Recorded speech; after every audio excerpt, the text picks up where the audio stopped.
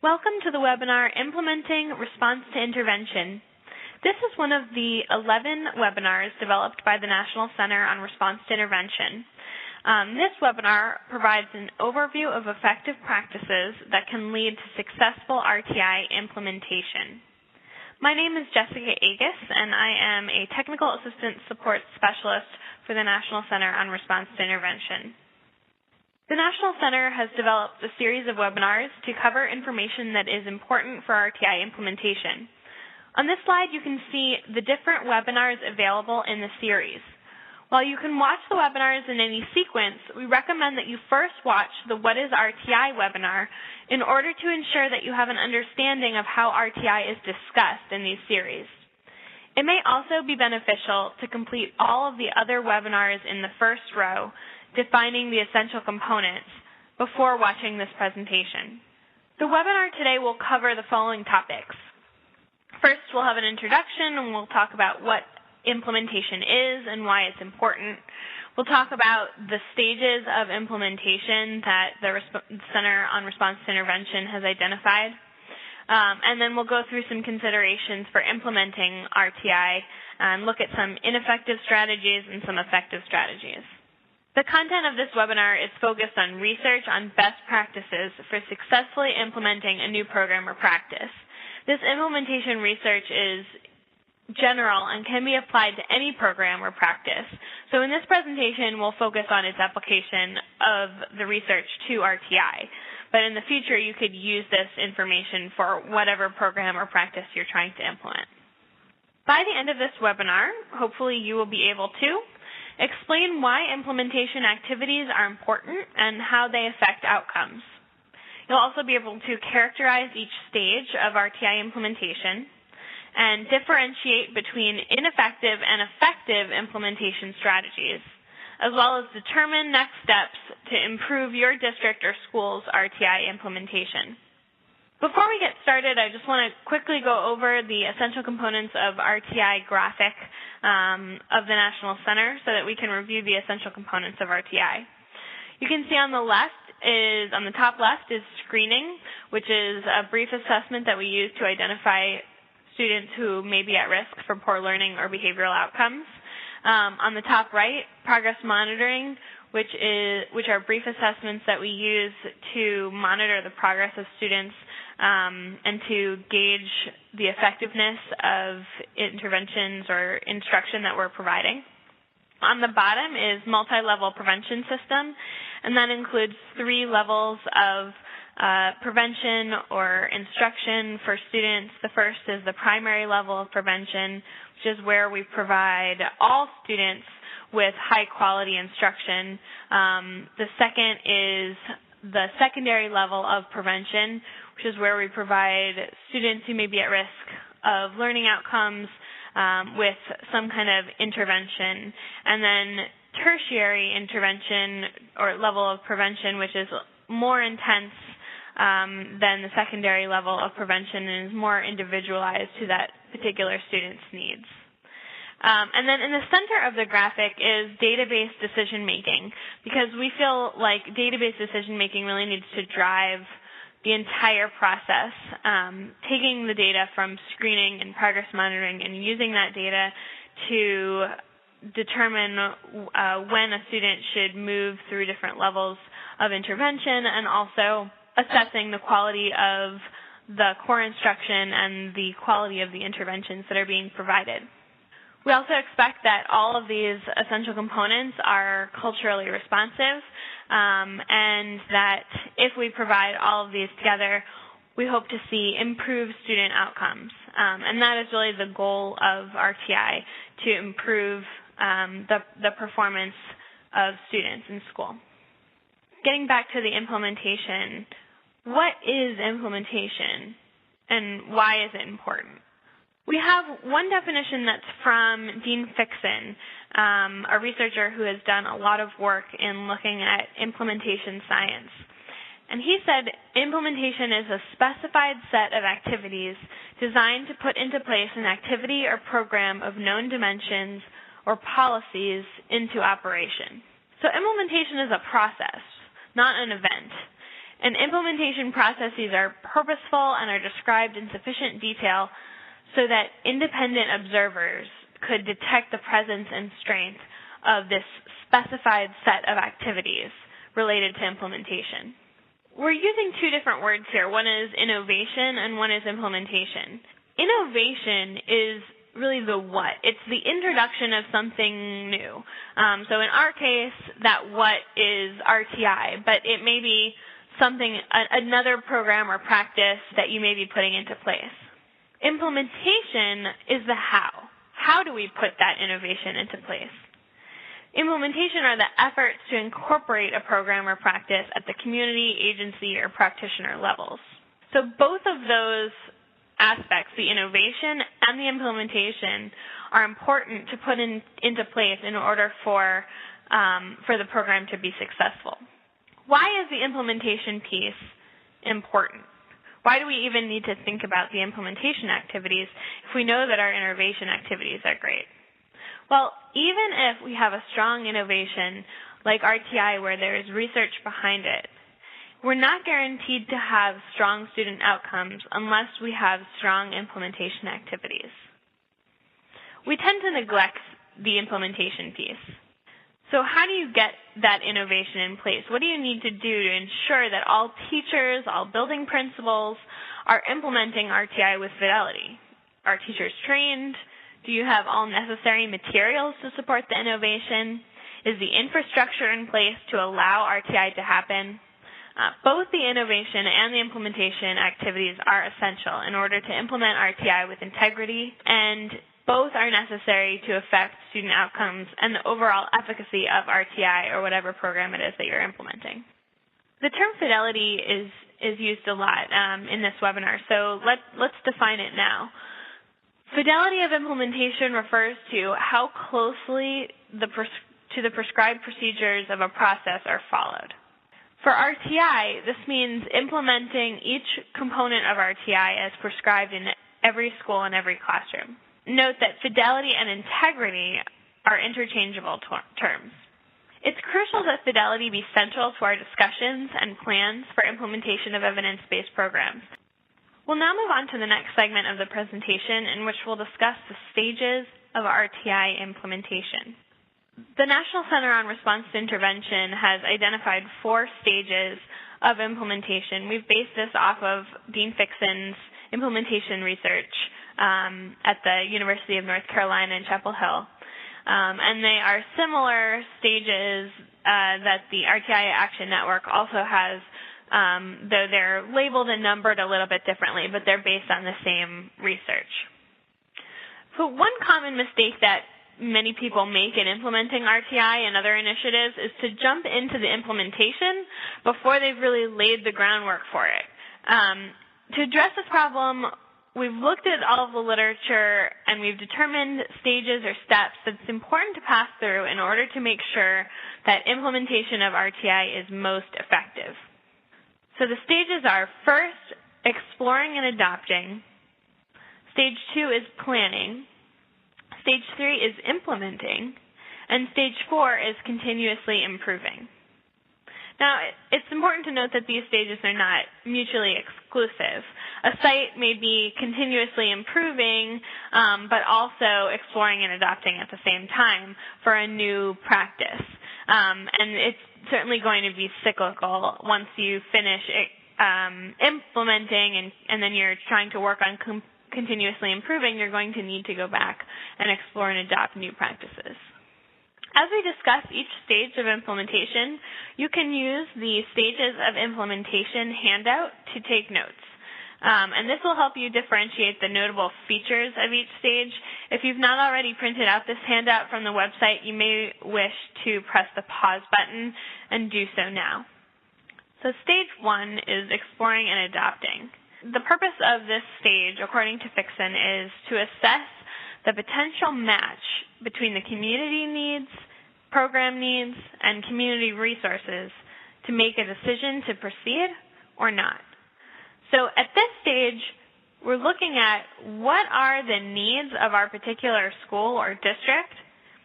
What is it that this innovation can provide? And then, is there a match there? Is there a match between our needs and what the innovation can provide for us? And if there is, then let's proceed with it, and if not, then let's make a decision that we're not going to. So that happens at the very first stage, and there really does need to be a decision made about whether to proceed or not.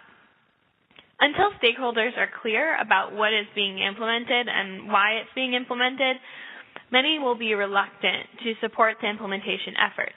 So at this stage one, effective leadership is really needed to create a momentum for implementation of RTI by bringing in a variety of stakeholders and talking through the process of selecting RTI as an innovation to be implemented. So during this exploring and adopting stage, sites should gather information about the RTI framework. They should assess the needs of the site and determine whether they match the expected outcomes of RTI. Achieve a consensus among key stakeholders to put RTI into place. Identify implications of implementing RTI for existing systems and policies. Establish a clear vision, mission, and measurable goals of RTI implementation. And develop a culturally and linguistically responsive framework for RTI. At this stage, needs assessment data could be used to prioritize needs of the larger organization of the district or state, or the individual sites like schools, and even subgroups. So, for example, English language learners, or in particular grade levels. And then prioritizing those needs and determining their desired outcomes. Then looking at whether there's a match between the needs and the desired outcomes and RTI, or whatever innovation is being put in place. Since there are a lot of activities involved in exploring and adopting, we've created an Exploring and Adopting stage handout to help teams in this stage plan each activity. If you are in this stage, we encourage you to complete this handout with your team following the webinar. So go ahead and print that out from our website as well. The second stage of implementation is the planning stage. And this is the stage in which sites prepare for implementation. The purpose of this stage is to develop clear plans, processes, and procedures that lead to successful implementation, and to construct the infrastructure and structural supports necessary to support RTI implementation. Research has shown that if people do not have clear processes and procedures, they are unlikely to achieve desired outcomes. Some sites fail to plan or move too quickly through the planning process, and poor planning can lead to frustrated administrators and teachers, wasted resources, ineffective implementation, and little, if any, positive impact on student outcomes.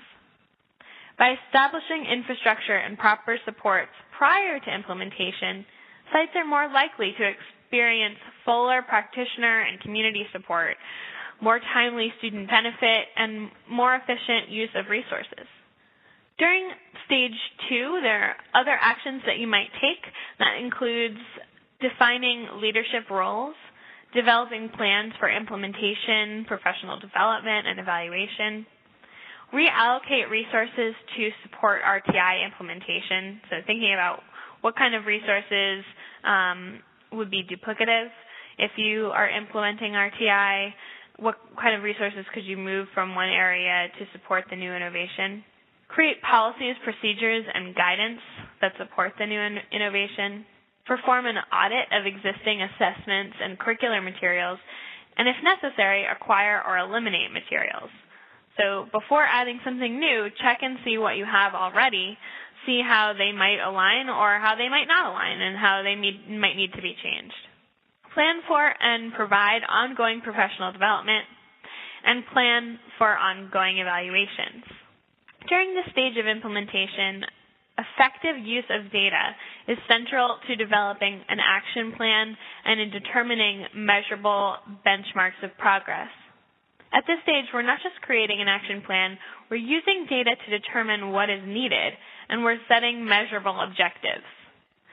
Data decision-making during the planning stage should continue to incorporate student needs assessment data, and should also consider data on existing and needed resources and evaluation data collected at trainings and other planning activities.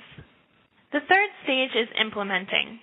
Full operation of RTI occurs when the RTI framework is embraced by staff and integrated into all schools and classrooms with fidelity. This may take several years to achieve.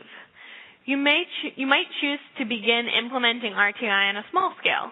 This might mean implementing in one school, grade, content area, or classroom, or focusing on one or two of the components of RTI. Regardless of where or how implementation begins, sites will need to make adjustments and adaptations based on their initial attempts to implement RTI. In making these adjustments, sites may need to revisit earlier stages to explore their needs and adopt new guidelines and procedures, to plan for implementation of the adaptations and adjustments, and to build infrastructure for new procedures. When RTI is fully implemented, it is business as usual and has become woven into the culture of the school. In addition, staff is skilled in database decision-making. Administrators and leaders support and facilitate new practices. Procedures and processes become routine. Community members understand and accept the framework, and expected outcomes are clear. Instruction is evidence-based and culturally responsive. It is important to remember that significant changes in student achievement are unlikely to be seen until all of the components of RTI are fully implemented with fidelity. During this implementing stage, sites deliver components of RTI with fidelity, plan to scale up RTI to include additional classrooms, grades, and/or content areas, evaluate implementation fidelity and outcomes, establish and refine procedures and guidelines, and provide ongoing professional development. In Stage 3, database decision-making is fully integrated into all the essential components of RTI. At the practitioner level, educators are using data in screening, progress monitoring, and delivering instruction within a multi-level prevention system. More information about how to integrate database decision-making into each of these components can be found in the Assessment and Database Decision-Making webinars in the Implementer series. At the organizational level, evaluation data should consider both fidelity of implementation and achievement or other student outcomes. I will discuss evaluation of fidelity more in later slides. Stage 4 is continuously improving. Effective schools continuously strive to improve practices to achieve better outcomes for students. This stage ensures that the RTI framework remains relevant to the needs of districts and schools. During this stage, sites evaluate their progress, adjust practices based on the evaluation, and monitor changes to ensure sustainability of RTI. Innovative practices might be introduced at this time to enhance the match between the RTI framework and the evolving needs of the school, district, or state. In instituting innovative practices, though, care must be taken to ensure that these practices do not have adverse effects that threaten the fidelity of RTI. Changes in the community, personnel, funding, and political support may also present challenges to the RTI framework during initial implementation. Addressing these challenges and understanding how they relate to training, guidance, and allocation of funds are necessary to ensure that RTI implementation can be sustained in times of change. During the continuously improving stage, sites conduct ongoing evaluations of the impact of RTI on student achievement with a particular focus on subgroups and the fidelity of implementation. Sites refine the plan, their guidance, and their practice. Sites identify desirable and undesirable innovations based on the data. Sites provide ongoing professional development, especially to new teachers, but in addition to teachers who have already been doing RTI. We found that when ongoing professional development is not provided, teachers tend to lose some of the practices that they may have been conducting already. And sites also monitor and address changes to ensure sustainability. The graphic on this slide summarizes the evaluation data cycle. Evaluation should be an ongoing process that incorporates both evaluation of fidelity of implementation and the evaluation on student achievement outcomes. This data should be used to regularly refine the plan, including goals and benchmarks, and provide guidance for practitioners. The data also should be used to identify professional development needs and plan professional development in those areas. Finally, evaluation data can be used to determine whether innovations are achieving the desired outcomes. Once these improvements are in place, the evaluation process does not stop. The improvements should be evaluated, and as a result, the cycle is continuous. This is why this stage is called continuously improving. So let's review the implementation stages. First, you decide you want to do it. That's the exploring and adapting phase. Then you plan for it. That's the planning stage. Then you just do it. That's the implementing stage. And then you improve and sustain it. That's the continuously improving stage. And throughout the process, especially during the planning stage, the implementing stage, and the continuously improving stage, you are evaluating it. You evaluate at each stage to determine movement to the next stage. We're now going to turn our attention to what research tells us about several implementation strategies. We will discuss both those that have been shown to be effective and those that have been shown to be ineffective. Most commonly, groups will use one main strategy to support implementation. But none of these strategies alone, however, is effective. They need to be used together in order to have the greatest effect. With dissemination alone, people are simply told what to do, maybe through an email or through a staff meeting, and then they're expected to begin implementing without any training or guidance. As I'm sure you are familiar with, this often does not lead to any change. Many of you are probably also familiar with the training or professional development alone scenario. In this case, you come to a training and you learn about the new intervention, and then you are expected to do it without additional support. This also alone does not lead to changes in practice. We've also seen states try laws and policies alone. In 2006, a state mandated RTI in grades K through 12 and did nothing else. Nothing changed in that state. There was no change in the practice just because of the mandate. Now the state is putting in training and coaching.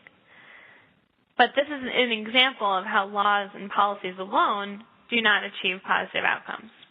And special funding alone.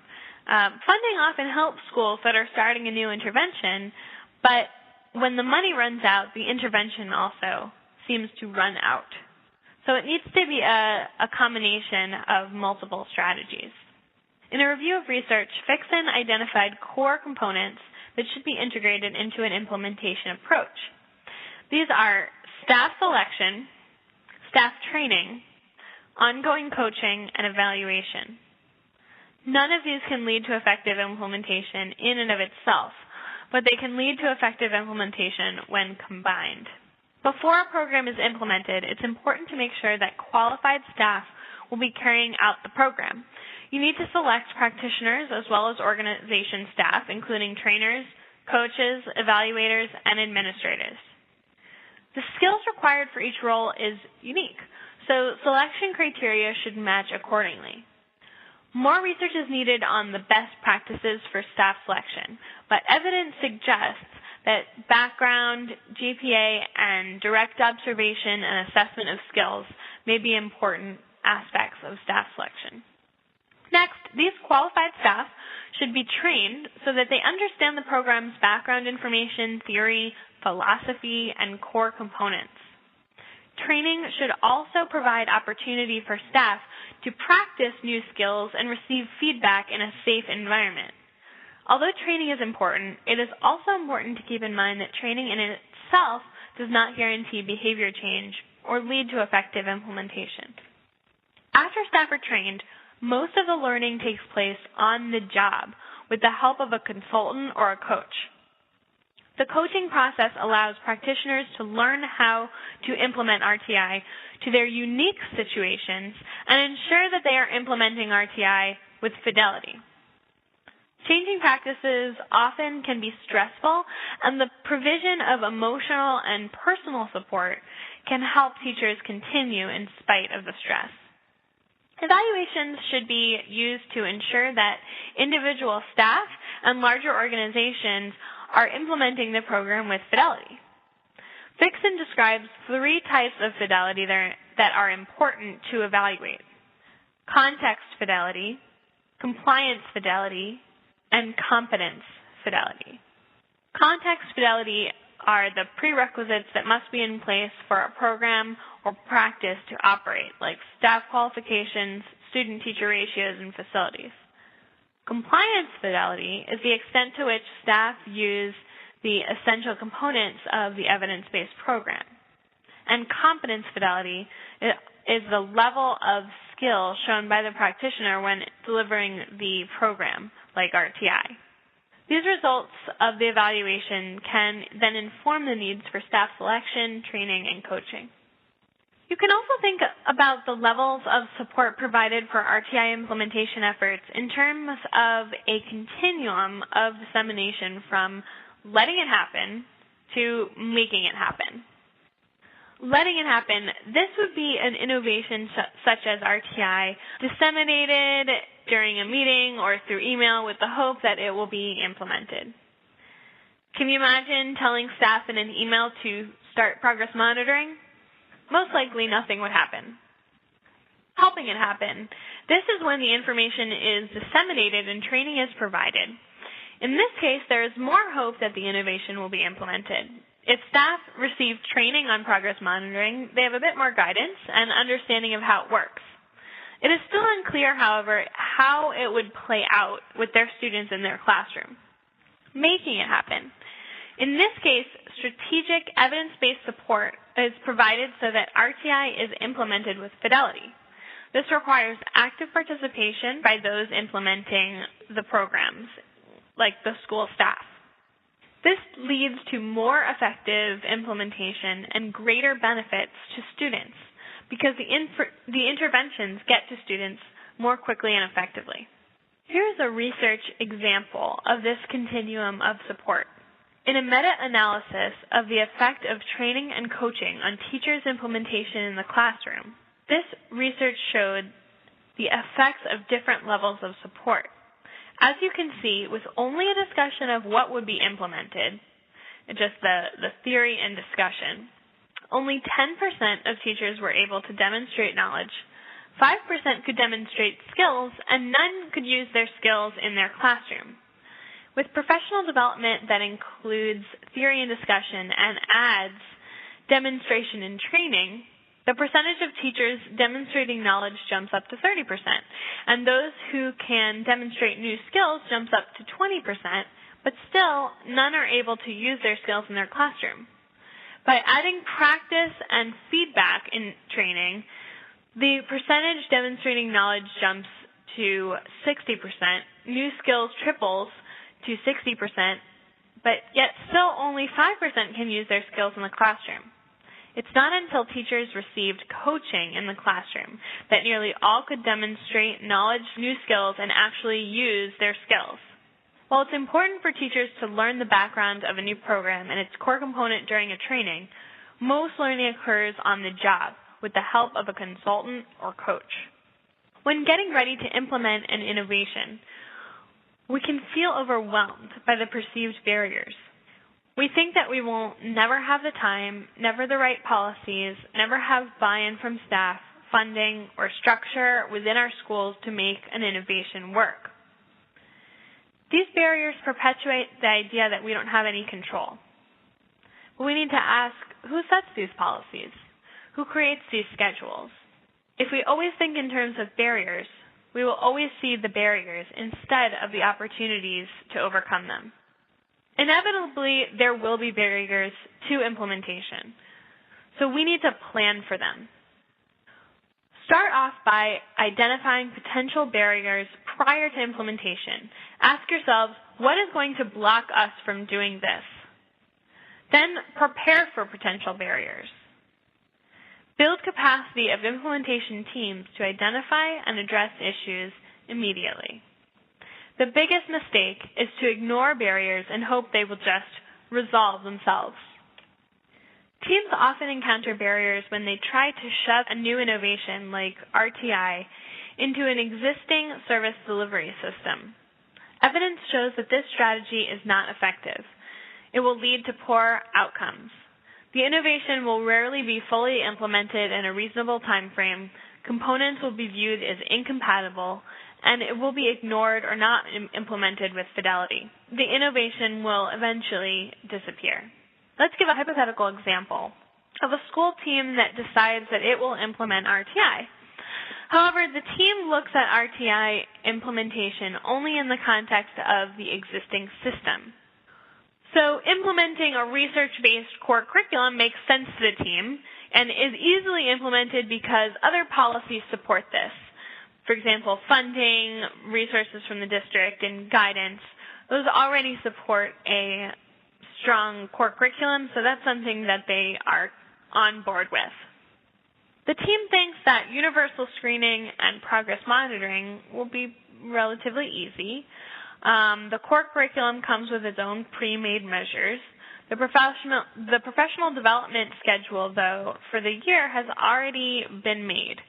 So conducting screening and progress monitoring is not on the list and is really up to the teachers to do it with fidelity. No additional time is given to teachers to learn it on their own. So they think that it's not going to be a big deal, but they don't really take the time to plan for it or change the existing structures that they have. In addition, the system for providing tiered interventions is not implemented as intended. The schedule for the year is predetermined, and teachers must figure out when interventions will be delivered.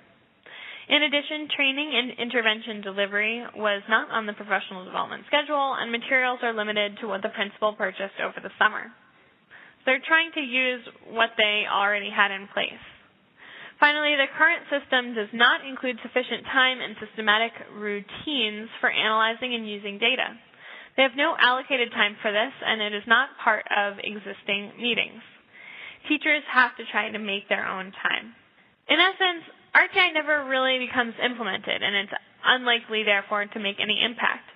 Teachers never receive the training to implement screening, progress monitoring, or tiered interventions with fidelity, and database decision-making was completely ignored. After trying it for a while and not seeing results, RTI soon disappears. In order for the innovation to be effective, we must first evaluate the current infrastructure. We will need to ask, what do we need? What needs to be in place in order to do those things? And how do we put those things into place? What supports the implementation and what doesn't? Instead of changing the innovation to fit the service delivery system, we change the service delivery system to fit the innovation. This is what the process might look like in relation to RTI if we change the system to support RTI implementation. First, we ensure that we have a full understanding of how to implement each of the RTI's core components. Then we evaluate our service delivery system to determine what must be changed in order to fully implement RTI. In this case, we decide to make changes in professional development, schedule teaming time, schedule times for assessment and interventions, and restructure our school's priorities. As you are planning and implementing, here are some important points to keep in mind. Training itself will not lead to effective implementation. Efforts in staff selection, training, coaching, and evaluation should be combined to ensure that staff are skilled and are implementing RTI with fidelity. Barriers are inevitable, but if we plan for them, we can overcome them. If the current system is not compatible with RTI implementation, RTI cannot be implemented with fidelity. Remember that the RTI framework has multiple components, and it's important that all the components are implemented together with fidelity. If you pick and choose which elements to implement, you're unlikely to achieve positive outcomes. Here are some resources that can help you at any stage of implementation. The first 3 websites have webinars, checklists, timelines, and other tools that can help you at any stage of implementation. The National Implementation Research Network provides a host of resources, including papers and presentations on implementation research. These materials are not specific to RTI, but many of them provided the background research for this presentation and other RTI-specific resources on implementation. Here are the references cited in this presentation.